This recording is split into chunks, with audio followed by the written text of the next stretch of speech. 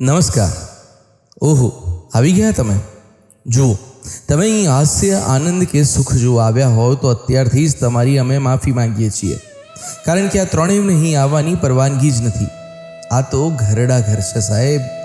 સ્મશાનમાં જેમ અગ્નિદાહ આપતા પહેલાં અંતિમ વિસામાનો ઓટલો હોય છે, અને તેના જેવો જ આ જિંદગીનો અંતિમ વિસામો છે. ફેર માત્ર એટલો જ છે કે સ્મશાનના ઓટલા પરનો માણસ ચૂપ છે, જ્યારે અહીંના ઓટલા ઉપરનો માણસ હાલી શકે છે, ક્યારેક ચાલી શકે છે, અને 24 કલાક માટે રડી પણ શકે છે. માફ કરજો, હું તો દર્દની વાતો લઈને બેસી ગયો, પણ શું કરું સાહેબ, અહીંની તમામ વાર્તાઓ આંસુઓથી લખાઈ છે. કોઈકનો દીકરો રિસાયો છે તો કોઈકનું નસીબ, તો કોઈકનો તો ભગવાન જ રિસાયો છે. જિંદગીથી હારેલા, ઘર પરિવારે તરછોડાયેલા, રોજબરોજ પેપરના છેલ્લા પાને અવસાન નોંધમાં પોતાનું નામ શોધતા વૃદ્ધોની વેદના તમારી સમક્ષ પ્રસ્તુત કરી રહ્યા છે નાટક કરોળિયા સ્વરૂપે. લેખક જતીન રાવલ, દિગ્દર્શક ઉમેશ ગાંધી.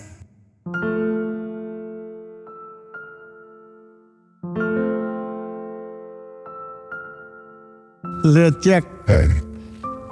હવે બચાવ તારા રાજાને, આ તો આપી દે તારો વજીર.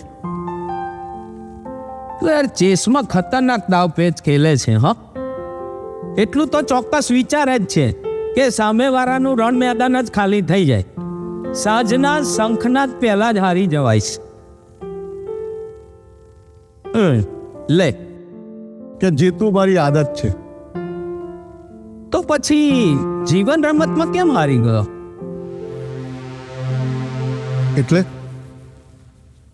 એટલે તું કહેવા શું માગે છે? એક દીકરો ડોક્ટર છે, બીજો વકીલ છે, તોય બાપ ઘરડા ઘરમાં. દીકરાઓના ઘરમાં નોકર છે, રસોઈયા માટે રૂમો જ, અને બાપ માટે ઘરમાં એક ખૂણો પણ નહીં. હું ક્યારનો જોઉં છું કે તું ચાલતા તારી નજર તારા મોબાઈલ પર છે કે કોઈની રિંગ વાગી કે નહીં. તું રાહ જોવે છે કોઈના ફોનની, કારણ કે આજે તારો જન્મદિવસ છે. જન્મદિવસ મુબારક હો દોસ્ત. આ ઘરડા ઘરમાં શું જન્મદિવસ અને શું મરણ દિવસ? હા, હું રાહ જોઉં છું યમરાજાના ફોનની રિંગની, કે ક્યારેક શ્વાસ રોકવાની વિધિ બતાવે. દીકરાઓને વહુની માયા તેડી ગઈ, ને જે દિવસે મારી પત્ની આ દુનિયા છોડીને ચાલી ગઈ ને, ત્યારે 2 જણ મરી ગયા હતા. એક હું અને બીજો અમે આંગણે રોપેલો તુલસીનો છોડ. ભાઈ, સારું છે કે સમાજે આપણા માટે ઘરડા ઘરો બનાવ્યા છે, નહીં તો આપણા જીવનનું શું થાત? શું વાત કરું, છેલ્લે તો મને મારા દીકરાઓએ બેટ અને લાકડીથી મારેલો. એ વખતે મને એમ થયેલું કે હું કોઈ ઝેરી દવા પીને શરીર અને આત્મા છૂટા કરી દઉં, પણ પૌત્રને જોવાની ઈચ્છા ખાતર હું જીવી રહ્યો છું ભાઈ, જીવી રહ્યો છું. તને મારેલો? હા. તારા દીકરાએ મારેલો? હા. પણ કેમ? કારણ કે મારાથી ઘરના હોલમાં ઉલટી થઈ ગઈ હતી, અને એ સાફ કરતી વખતે મારા દીકરાની વહુને પણ ઉલટી થઈ ગયેલી. અને એ વખતે મને મારા દીકરાએ લાકડીથી મારેલો. એટલો બધો મારેલો કે એની લાકડી પણ તૂટી ગયેલી. અને મને લાગે છે કે એની સજા એ પોતે ભોગવી રહ્યો છે. એને ઘેર બાળકો જ નથી થતા, અને એ પૌત્રને જોવાની ઈચ્છા ખાતર હું મરી નથી શકતો ભાઈ, હું મરી નથી શકતો. મને ઘણીવાર એમ થાય છે કે ભગવાન શું જોઈને આપણું ભવિષ્ય લખતા હશે, પાપ પુણ્યનો હિસાબ સી રીતે કરતા હશે, ક્યાં જન્મ લેવાનો, ક્યાં મરણ પામવાનું, એનો તાળો સી રીતે મેળવતા હશે. આપણે ઘરમાં 4 જણનો તાળો નથી બનતો તો કરોડોનું ગણિત સી રીતે માણતો હશે. એટલા માટે તો એને ઈશ્વર કહેવાય છે. પણ જો ઈશ્વર મને મળી જાય ને, તો મારે એને પૂછવું છે કે લોહીની સહાયથી અમારું ભવિષ્ય લખતા પહેલા તને સહેજ પણ વિચાર ન થયો? પણ એને પૂછવું છે કે તું પથ્થર છે છતાંય તને પૂજ્ય છે, તું અમારી સાથે અન્યાય કેમ? તમે લોકો માણસ છો જ નહીં, તમે લોકો માણસાઈના મસીહા છો. તમે કોણ, ભગવાન છો? જો ભગવાન હોત તો તમારી જેમાં કરતા ઘરમાં શું કરવા આવે? તમે ન્યૂ એડમિશન? જી, ન્યૂ એડમિશન. બંદાનું નામ માઇકલ છે. ઓહ, માઇકલ. માઇકલ? માઇકલ એટલે વિદેશથી નથી આવ્યો. એકચ્યુઅલી મારું નામ છે ને માધવસિંહ ઈશ્વરચંદ્ર કેશવનાથ લક્ષ્મીચંદ્ર. બહુ લાંબુ છે ને એટલે ટૂંકું કરી નાખ્યું, માઇકલ. બંદાએ વકાલત કરી છે. શું કામની એ વકાલત? તમે તમારો જ કેસ હારી ગયા. ઘણીવાર છે ને જીતવા કરતા હારવામાં વધારે મજા છે. એનાથી આપણું કોણ અને પાછું કોણ એ ખબર પડે. અને મોટા ભાગે આપણા કેસમાં પોતાના જ પારકા નીકળતા હોય છે, ખરું ને? But don't worry, Michael is here. ભાઈ માઇકલ, અહીં તારા જેવા કેટલાય માઇકલ સાયકલ ચલાવતા ચાલ્યા ગયા, પણ તું અહીં આવ્યો છો તો બેસ. અને હવે અમારી જેમ તું પણ અંધારું ભવિષ્ય જોવાની પ્રતિજ્ઞા કર. અને રડવું હોય ને એટલું રડી લે, પણ દિલમાં. અહીં આવ્યા પછી આંસુ પાડવાની સખત મનાઈ છે. આ બેલ છે નો આ જમવાનો બેલ ભાઈ. જમવાનો બેલ વાગ્યો. જમવાનું થાય ને એટલે બેલ વાગે છે. ચાલો આપણે જમી લઈએ. તમે પણ ચાલો. હા ચાલો, ઠાકોરજીને ધરાવવું પડશે ને. ચાલો. માઇકલ, તમારો દીકરો ગામમાં જ છે, છતાં પણ અને તમારી પાસે બધું પડાવી લીધું અને તમને રસ્તે રઝળતા. અને તમે પૂરો વિશ્વાસ કર્યા વગર જ. આવું જ તો થાય છે વૃદ્ધો સાથે. પહેલા લાગણી, પછી માંગણી, પછી બાય બાય ચારણી.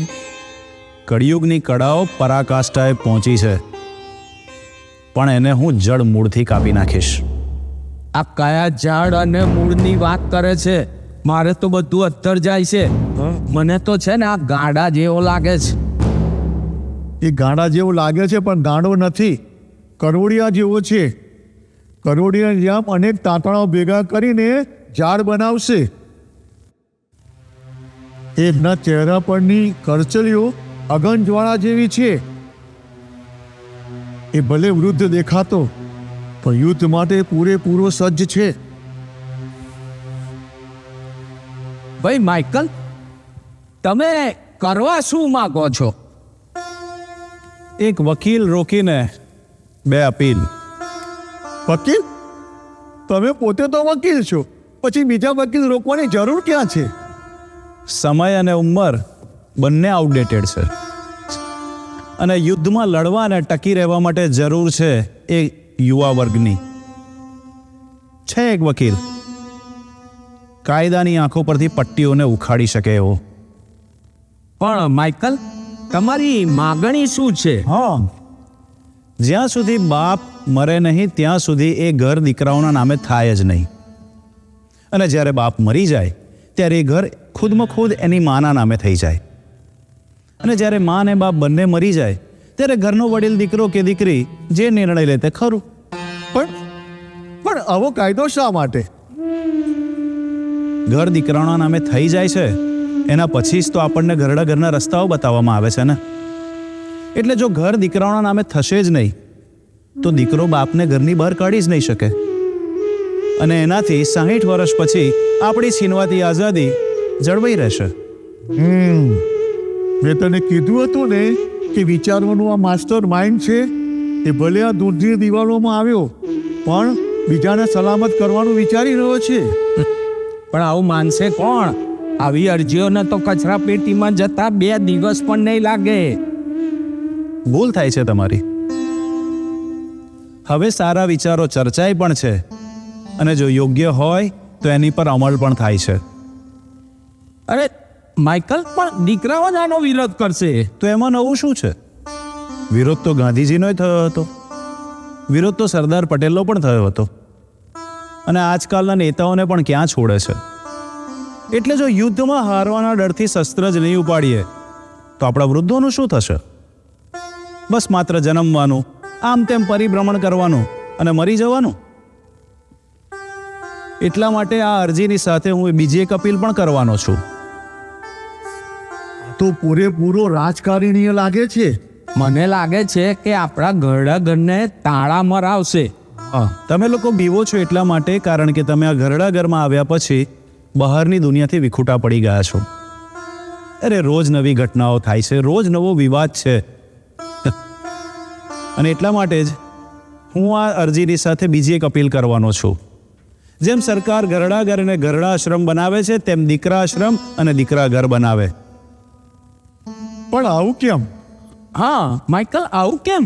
બહુ સિમ્પલ છે યાર. જો બાપ ઘર દીકરાઓના નામે કરશે જ નહીં તો દીકરો બાપને ઘરની બહાર કાઢી નહીં શકે. અને જો દીકરાને બાપને ફાવ્યું નહીં અને ના છૂટકે દીકરાને ઘર છોડવાનો વારો આવ્યો તો દીકરો ક્યાં જાય? એટલે જો સરકાર દીકરા આશ્રમ કે દીકરા ઘર બનાવશે તો દીકરાનું પણ સચવાઈ જશે ને. સેલ્યુટ છે તમને માઇકલ, સેલ્યુટ છે. અત્યાર સુધી હું ફક્ત રાષ્ટ્રધ્વજને સલામી આપતો હતો, આજે હું તમને સલામી આપું છું. સેલ્યુટ, સેલ્યુટ છે તમને. અરે પણ કેમ? આ કઈ દેશભક્ત થોડો છે? દેશભક્ત નથી, દેશ સેવક છે. એના પર જે વીત્યું છે ને એ દર્દની દવા શોધી લાવ્યો છે. એ દરેક મા બાપને અંત સુધી ઘર અપાવવાની સાથે સાથે દીકરાઓના ભવિષ્યનો પણ વિચાર કરે છે. જો આ બે કાયદા મંજૂર થઈ જાય ને તો આપણી ઘણી બધી સમસ્યાઓનો હલ આવી જાય.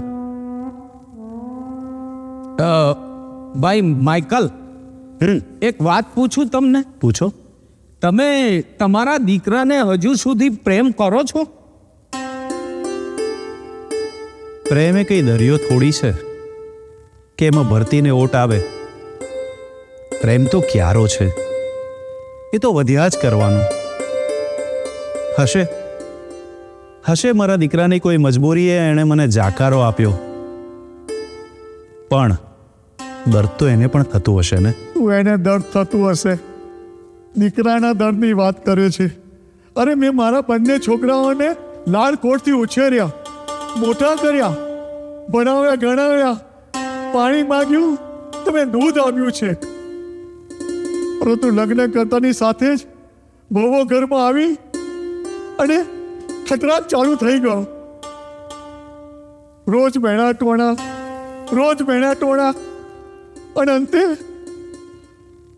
અંતે મારે. સાચી વાત છે માઇકલ. દીકરા વહુ માટે આપણે ગમે તે કરીએ પણ એમને આપણી કઈ કદર જ નથી હોતી. આપણે એમને કશું કહેવાય નહીં, રોકીએ કે ટોકીએ એમને ગમે નહીં.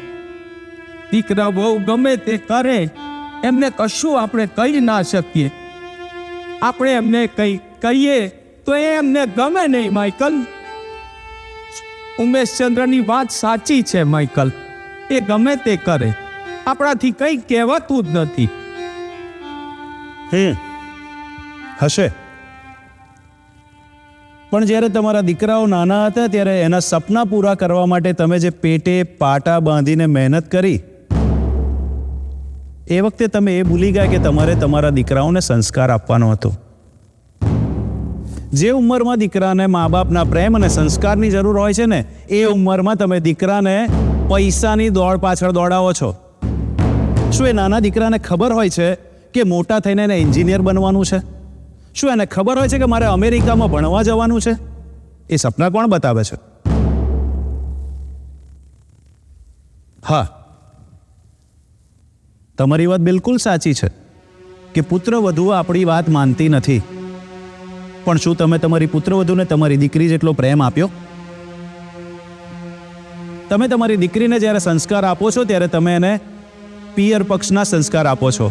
પણ શું તમે એને એ શીખવાડો છો કે દીકરી, તું જ્યારે પરણીને તારા પતિના ઘરે જઈશ ને ત્યારે તું ખરેખર લક્ષ્મી બનીશ? લક્ષ્મી નારાયણ સાથે હોય ત્યારે જ લક્ષ્મી હોય છે, અને લક્ષ્મી માટે પતિના માતા પિતા પણ એટલા જ અગત્યના હોવા જોઈએ જેટલા પોતાના માતા પિતા છે. તમે તમારી દીકરીને સંસ્કાર આપવાનું ચૂકી જાઓ છો અને તમે તમારી પુત્રવધુ પાસે સંસ્કારની અપેક્ષા રાખો છો.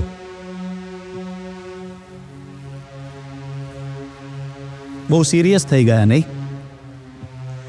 છોડો. એકચ્યુઅલી છે ને આ બધું હું મારા ગામમાં એક ગુરુ આવ્યા હતા ને એની પાસેથી શીખ્યું છું. તમારું ગામ કયું? હા માઇકલ, એ તો કહ્યું જ નહીં. તમે કયા ગામના છો? હા, હું વૃંદાવનનો. વૃંદાવન? એટલે વૃંદાવનની બાજુમાં વેલગી ગામ છે ને ત્યાંનો. પણ આવું તો નામ અમે ક્યારેય સાંભળ્યું જ નથી. અરે છોડો ને એ બધું. હું શું કહું છું, એક સરસ મજાનું પિક્ચર આવ્યું છે, અમે તો બરફના પંખી. અરે હા, એ તો મને પણ બહુ ગમે છે. ચાલો ને જોવા જઈએ. અમે તો બરફના પંખી. આપણે પણ બધા બરફના પંખી જ છીએ ને. ક્યારે પીગળી જઈશું તે કોને ખબર છે? સાચી વાત છે. હે? ચાલો આપણે જોવા જઈએ. અમે બરફના પંખી. ચાલો. ચાલ. શ્રી કૃષ્ણ ગોવિંદ હરે મુરારી હે નાથ નારાયણ વાસુદેવા. ગીતાના 9મા અધ્યાયના 26મા શ્લોક તરફ આગળ વધીએ તો કૃષ્ણ ભગવાન અર્જુનને કહે છે કે જે કોઈ ભક્ત મને પ્રેમથી પત્ર, પુષ્પ, ફળ, જળ વગેરે અર્પણ કરે છે તે શુદ્ધ બુદ્ધિના નિષ્કામ પ્રેમી ભક્તનું પ્રેમપૂર્વક આપેલું એ પત્ર, પુષ્પ આદિ હું સગુણ સ્વરૂપે પ્રગટ થઈને ઘણા જ પ્રેમથી આરોગું છું. કૃષ્ણ ભગવાને અર્જુનને આવું કહ્યું છે કે નિષ્કામ પ્રેમથી તમે કોઈ પણ આપશો એ હું સગુણ સ્વરૂપે પ્રગટ થઈને સ્વીકાર કરીશ. ભાઈ ઉમેશ, આ ગીતાનો સાર છે ને એ મારા મગજમાં ઉતરતો જ નથી.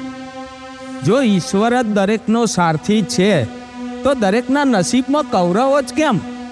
હે, રામ રાજ્ય થોડું અને વનવાસ વધારે કેમ?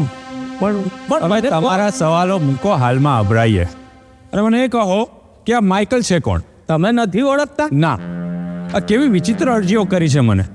હું આખી રાત ઊંઘી નથી શક્યો. અરે એ પાગલ છે કે પછી મંદબુદ્ધિ છે? એ શાંત પાણીમાં પથરા નહીં પણ ડુંગરા નાખવા બેઠો છે, અને તમે બંને જણા ચેતજો એનાથી. મારાથી બચીને જશો ક્યાં વકીલ સાહેબ? અને ક્યાં સુધી આ છૂટાછેડા, ખૂન અને ગોટાળાના કેસો લડ્યા કરશો? આવી અરજીને આવા અપીલો પર કેસ લડો. અરે આમાં તો મારી કારકિર્દી ખલાસ થઈ જશે. વકીલ, પગલા માંડ્યા પહેલા જ પીછે હટ. જુઓ, કેટલાય મા બાપો રાજી ખુશીથી પોતાના દીકરાના નામે ઘર કરી દેતા હોય છે. આપણો દેશ લોકશાહી દેશ છે, એટલે દરેકને સ્વતંત્ર વિચારવાનો અધિકાર છે. અરે આ તો સળગતામાં ઘી હોમવા જેવી વાત છે. એટલે તમને આ વૃદ્ધોની બિલકુલ ચિંતા નથી,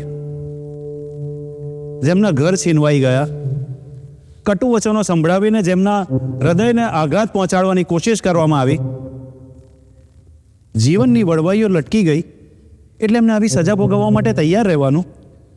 જુઓ, શું જોઉં અને કેટલું જોઉં? વકીલ, એક દિવસ ઘરડા ઘરમાં રહી જુઓ. આ વૃદ્ધો સાથે એક દિવસ વિતાવીને એમની વેદનાઓ સાંભળી જુઓ. તમારી આંખમાંથી આંસુ ના ટપકે ને તો ફાડી નાખજો આ અરજીને અપીલો. અરે હું શું ખોટું કરવા જઈ રહ્યો છું? હે, વૃદ્ધો વિચારીને મેં તો ક્રાંતિકારી વિચારોને જન્મ આપ્યો છે. વકીલ સાહેબ, મને પહેલા આની વાત નકામી લાગતી હતી, પણ કેટલાક વિચાર કર્યા પછી મને લાગ્યું કે જો આવો કોઈ કાયદો અસ્તિત્વમાં હોત તો હું પણ આંગણે રોપેલા તુલસીના છોડને છીવાડી શક્યો હોત. અરે વકીલ સાહેબ, તમારે તો માત્ર અપીલ જ દાખલ કરવાની છે ને, અને થોડી ઘણી નક્કર દલીલો, અને બાકી તો જજ સાહેબ જે નક્કી કરે તે ખરું. ઓકે ઓકે ઓકે, પણ મને એમ કહો કે અપીલો કરીશું કોના નામે? કરો મારા નામે. સૂર મેં છેડ્યા છે, તો વાંસળી તો હું જ વગાડીશ ને. તમારા નામે. હ પણ વિચારી લેજો, કારણ કે પોલીસવાળા, મીડિયાવાળા અને સમાચાર પત્રોવાળા તમને જીવવા નહીં દે. જીવન અને મરણના સ્તરથી એક ડગલું આગળ ચાલવાની આદત છે મને. પરિણામોના પરપોટા ફોડતા ફોડતા તો હું અહીંયા સુધી પહોંચ્યો છું. કંઈક કરી છૂટવાની તમન્ના એ મારો પ્રથમ પ્રેમ છે.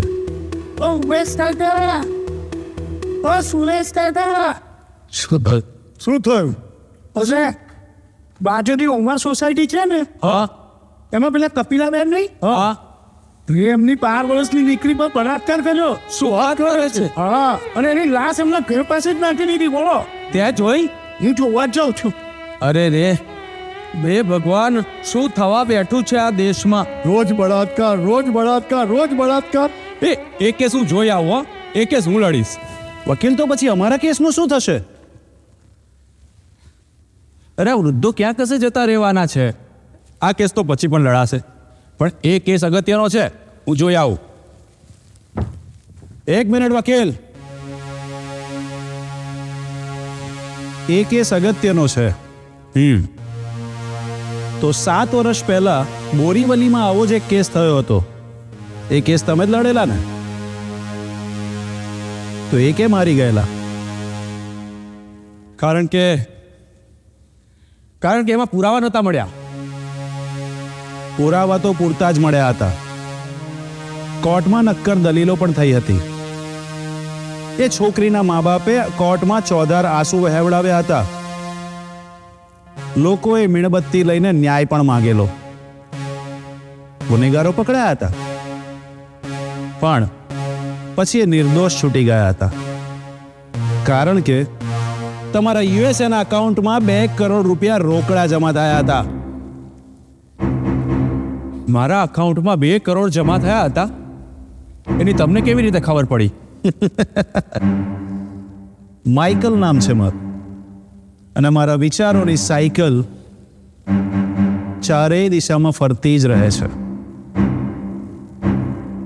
વકીલ, 7 વર્ષ પહેલા તમે ખૂબ મોટું પાપ કર્યું હતું. ઈશ્વરના દરબારમાં જતા પહેલા હિસાબોમાં પડેલા લીટા ભૂસશો ને, તો ઉપર જઈને ઈશ્વર સાથે નજર મિલાવી શકશો. અને બધાની બધી ખબર સી રીતે છે? એ ખબર પણ છે જબરજસ્ત. ભલે, લડીશ તમારી અપીલો માટે. લો, આ કાગળો પર સાઇન કરી આપો. વકીલ, યાદ રાખજે, તું અર્જુન છે તો હું તારો સારથી છું. બાણ તું ચલાવજે, પણ કમાન મારા હાથમાં રહેશે.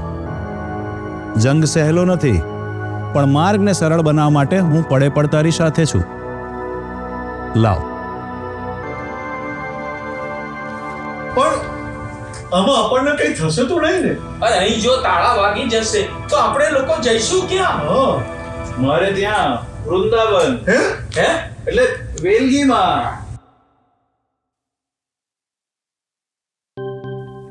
આ ગયડાઓની સેવા કરવામાં ને કરવામાં તો હું ગયડો થઈ જઈશ.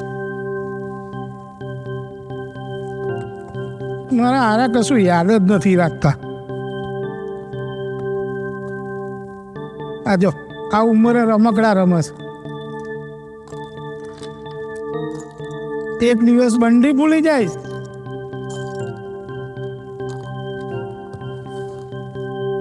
એક દિવસ બ્રશ ભૂલી જાય, એક દિવસ ઘડિયાળ ભૂલી જાય. હવે આ ઉંમરે ઘડિયાળમાં કામ જોઈને શું કરવાનું? અને ચોકઠું ભૂલી જાય છે, બોલો. અને પાછા બ્રશ માગે. કંટાળી ગયો છું આ લોકોથી તો. હે ભગવાન, ઉપાડી લે ભગવાન, ઉપાડી લે. હે ભગવાન. છે કોઈ અંદર? અરે આટલા જલ્દી આવી ગયા ભગવાન? હું મજાક કરતો હતો. ભગવાન, ઉપાડો હોય તો આ લોકોને ઉપાડી લે. હું તને યમરાજ લાગુ છું? ના સાહેબ, બેસો સાહેબ, બેસો.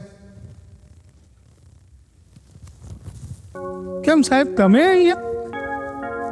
ન્યૂ એડમિશન લાગે છે સાહેબ. તમારા દીકરાએ કાઢ્યા કે પછી? દીકરાની વહુએ જા જઈને ગળાગંડા એડમિશનનો ચોપડો લઈ આવ. શું સાહેબ? એડમિશન માટેનો ચોપડો. હા હા સાહેબ.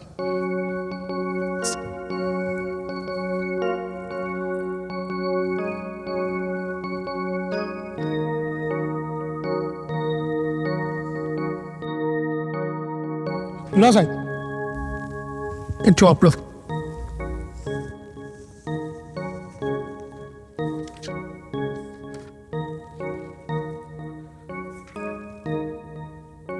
આમાં માઇકલનું નામ કેમ નથી?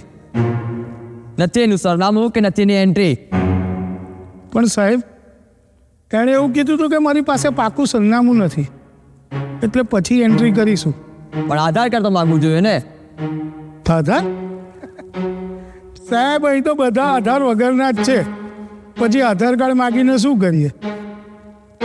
અને સાચું કહું સાહેબ, આ માઇકલ છે ને એ આતંકવાદી જેવો જ છે. રોજ આમ કરી નાખું ને તેમ કરી નાખું ને એવું બધું જ કર્યા કરે છે. એરેસ્ટ કરી લો સાહેબ એને. ચાલો, કઈ જેલમાં જવાનું છે? જેલ સાથે તો આપણો પુરાનો નાતો છે. હાજ માઇકલ સાહેબ, હાજ માઇકલ. ઓહ, તો તું જ છે માઇકલ જેણે વકીલો પાસે કાયદા બદલવા અરજીઓ દાખલ કરાવી. કાલે ત્યાં પ્રેસ કોન્ફરન્સ બેસાડી હતી અને રિપોર્ટરોને પકડીને ટીવી પર પણ આવી ગયો. પણ આ ચોપડામાં તારી એન્ટ્રી કેમ નથી? સાહેબ, એન્ટ્રી કરતાં એક્ઝિટ મહત્વની હોય છે. તમે શી રીતે આવો છો એ નહીં, પણ તમે શી રીતે જાઓ છો એ અગત્યનું છે. સાહેબ બહુ ચાલાક છે, અહીંયા બધાને વશમાં કરી રાખ્યા છે. પકડી લો સાહેબ, પકડી લો. તારી ચાલાકીઓને સાચવીને રાખજે અને જ્યાં સુધી કોઈ ચુકાદો ના આવે ત્યાં સુધી તારાથી આ શહેરને છોડીને કંઈ જવાશે નહીં. અને જ્યારે જ્યારે કોર્ટમાં બોલાવવામાં આવે ત્યારે ત્યારે તારે હાજર થવું પડશે માઇકલ. પણ સાહેબ આ કોઈ ગુનેગાર થોડો છે, એને તો સારા વિચારો તરફ કાયદાનું ધ્યાન દોર્યું છે. એક કોર્ટ નક્કી કરશે, પણ ત્યાં સુધી બી કેરફુલ. અચ્છા, એટલે મેં ક્રાંતિકારી વિચારો સાથે અવાજ ઉઠાવ્યો એટલે હું ગુનેગાર?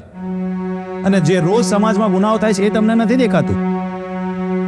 એક્ઝામ્સના પેપર્સ લીક થઈ જાય, આખી આખી બેંકો ઉઠી જાય, છાંયડો આપતા લાખો વૃક્ષો કપાઈ જાય, ગરીબોના ઘર છીનવાઈ જાય, અને કુદરતી આફત આવે તો એમાં થતી સહાયના કરોડોનો કૌભાંડો થાય.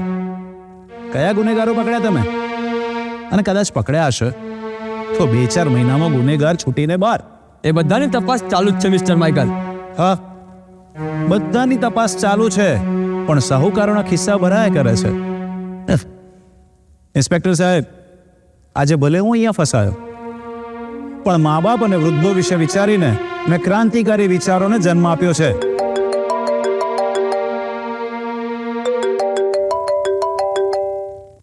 જય હિન્દ સર. હા સર, ગરડા કેરમાં જ છું. જી સર. શું sir? Okay sir, okay sir. જય હિન્દ સર. શું કોઈ મોટો ગુનેગાર પકડાયો કે શું? ના, આ માઇકલે કરેલી અપીલોને લીધે કેટલાય મા બાપોએ એમના દીકરાઓ વિરુદ્ધ અરજીઓ દાખલ કરાવી છે. અરે એક બાપે તો પોતાના દીકરાને ઘરમાંથી કાઢી પણ મૂક્યો. અને શું કહું, આવા કાયદાઓથી ગભરાઈને એક દીકરો પોતાની માતાને ઘરના ઘરમાંથી ઘરે પણ લઈ આવ્યો. દરેક શહેરના પોલીસ સ્ટેશનોમાં અરજીઓનો ઢગલો ભેગો થઈ ગયો છે. આજે જ નામદાર જજ આનો ચુકાદો આપવાના છે માઇકલ. પણ માઇકલ, સાચવીને રહેજે. પણ આનો ગુનો શું છે? સત્યને સ્પર્શ્યો છે યાર. સાચું કહું તો આપણા દેશમાં સત્ય જ સાવકું છે. પણ માઇકલે છેડેલા કિરણો એ સોનેરી સવાર લાવે છે કે અંધારી સાંજ, એ તો આવનારો સમય જ બતાવશે ને. સતયુગ હોય કે કલયુગ, કુરુક્ષેત્ર પીછો છોડતું જ નથી. આવો જજ સાહેબ, આવો આવો. નમસ્તે.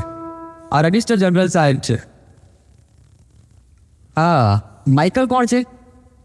માઇકલને બોલાવો. હા, બેસો સર, બેસો. બેસો.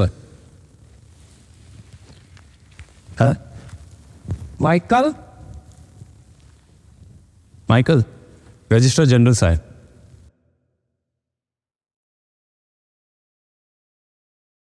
માઇકલ, મિસ્ટર માઇકલ, તમે કરેલી અપીલોની ચર્ચા જજીસની બેન્ચ અને શહેરના પ્રખ્યાત વકીલો દ્વારા સતત 2 દિવસ કોન્ફરન્સ રૂમમાં કરવામાં આવી.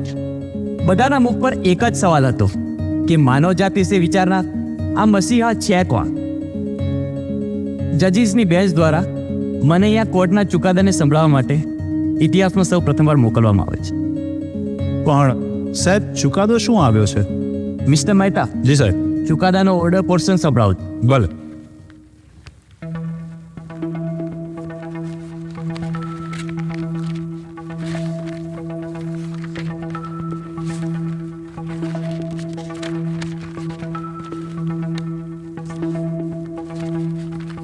માઇકલ, કોઈ પણ પિતા તેના મૃત્યુ સુધી દીકરાના નામે ઘર ના કરી શકે એવો કાયદો ફરજિયાત ના કરી શકાય.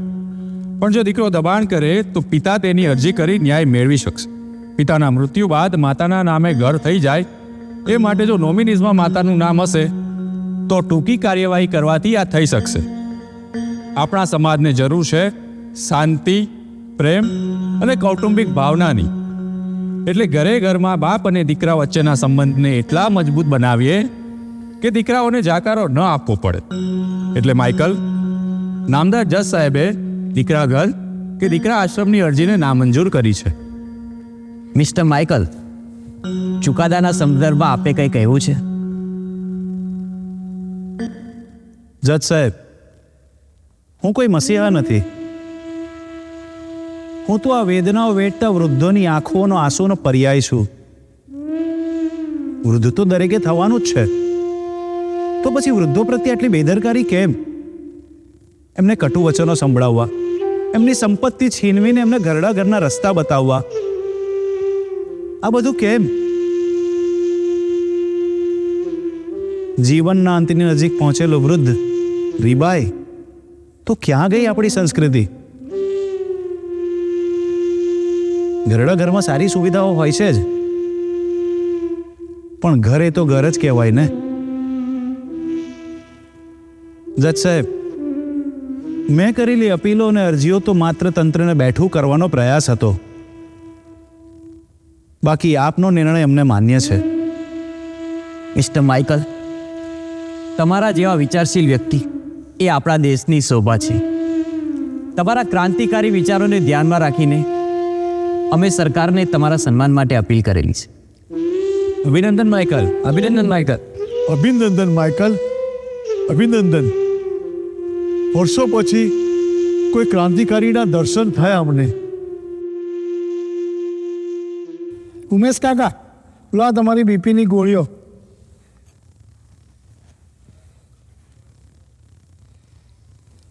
માઇકલ દેખાયા નહીં.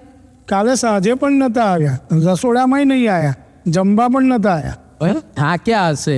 આ ઉંમરે આવું જ હોય. ખુશખબર, ખુશખબર, ખુશખબર. અરે અભિનંદન. સેના અરે ચારે તરફ મિસ્ટર માઇકલની ચર્ચા થઈ રહી છે. દરેક ન્યૂઝપેપરમાં તો મિસ્ટર માઇકલ છવાઈ ગયા છે. એક ઐતિહાસિક નિર્ણયનો પ્રણેતા મિસ્ટર માઇકલ. અરે પણ મિસ્ટર માઇકલ છે ક્યાં? હા, એ છે ક્યાં? હા, એ રૂમમાં જ છે, બાયણું ખખાડ્યું પણ નથી ખોલતા. અરે ઉઠાડો, આજે કેટલાય પ્રતિનિધિ એમની મુલાકાત લેવા આવશે. ફૂલહારથી સ્વાગત પણ કરવાના છે એમનું. ઉઠાડો એમને. ઉઠાડ. રાહ જોવાનો સમય નથી. સવારના 10 વાગ્યા છે. બધા મુલાકાતી મુલાકાત લેવા આવતા જ હશે.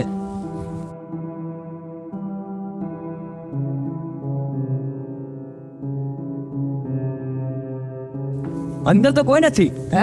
કોઈ નથી. ના, ખરેખર કોઈ નથી. હા, અંદર એમની રૂમમાંથી આ છૂટા ફૂલો અને કૃષ્ણ ભગવાનની મૂર્તિ જ મળી છે. અરે આ કેવું? માણસની જગ્યાએ મૂર્તિ? વાહ પ્રભુ વાહ, તારી લીલા અપરંપાર છે. અરે અત્યાર સુધી આપણી સમક્ષ જે હતા માઇકલ, એ કૃષ્ણ ભગવાન પોતે હતા. માઇકલના સ્વરૂપ આવીને આપણો ઉદ્ધાર કરવા આવ્યા હતા. તેઓ કહેતા હતા કે વૃંદાવન મારું ધામ છે અને જેલ સાથે મારો જૂનો નાતો છે. આપણે એમને ઓળખી ન શક્યા. આજે મને સમજાયું કે આપણે જો સત્યની રાહ ઉપર ચાલીશું ને તો ઈશ્વર ખુદ આપણી આંગળી પકડશે. એમના બે ઐતિહાસિક નિર્ણયો આપણને પ્રેરણા આપી ગયા અને એમના નિર્ણયથી બાપ અને દીકરાના જીવનમાં ઘણો બધો ફરક પડ્યો છે. એમના આ નિર્ણયો આપણને હંમેશ માટે યાદ રહેશે. સાચી વાત છે. કૃષ્ણ ભગવાને ગીતામાં કહ્યું હતું કે યદા યદા હિ ધર્મસ્ય, જ્યારે જ્યારે ધર્મનો નાશ થશે, કુરિવાજો અને અરાજકતા ફેલાશે, ત્યારે કોઈ પણ સ્વરૂપ આવી માનવ જાતનું કલ્યાણ કરીશ. અને આજે માઇકલ સ્વરૂપ આવીને આપણો ઉદ્ધાર કરી ગયા. ખરેખર માઇકલ આપણી વચ્ચે નથી, પણ આ કૃષ્ણ સ્વરૂપે આપણને પ્રેરણા આપતા રહેશે. ચાલો આપણે સૌ આપણે એમને પ્રાર્થના કરીએ અને નમન કરીએ. ચાલો.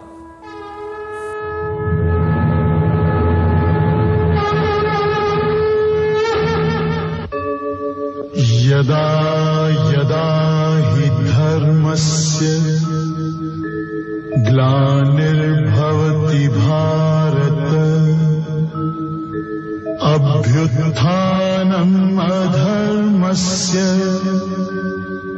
तदात्मानं सृजाम्यहम् परित्राणाय साधूनां विनाशाय च दुष्कृताम्